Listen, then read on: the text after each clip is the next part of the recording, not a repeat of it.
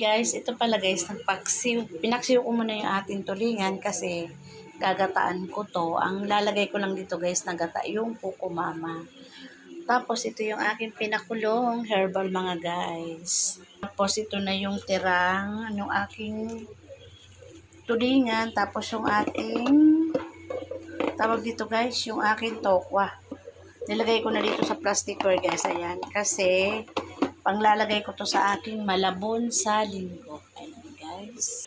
Tapos guys palang ilalagay ko ditong gulay pechay.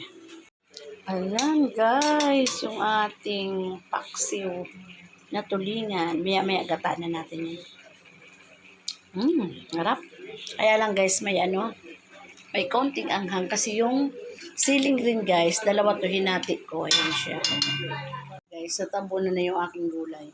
Yan, mamaya, hupa yan guys. Yung bababa siya, igigilid ko na lang siya. Kasi, nagtutubig pa yung ating pechay guys. Maya lalagyan ko na siya ng gata. Siya pa, ito na siya mga guys, ayan umano na siya Tapos, lagay na natin yung ating Coco Mama. Ayan. Tapos, hindi ko na to guys tatakpan. Ayan.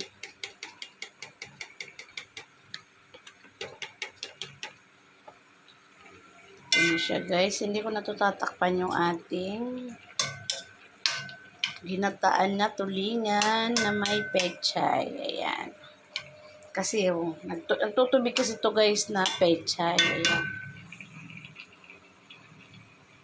So guys, luto na yung ating ginataan na tulingan na may pechay. Maya guys, magkakain na kami. Guys, naghahain ito yung asawa ko. Ayan, kain na tayo. Ayan yung pipino. Ayan yung binili ko mansanas kanina guys. Ang bango niyang mansanas na yan. Pero meron pa ako sa rep guys. Di ko lang mailagay kay puno yung lagayan ko ng mansanas.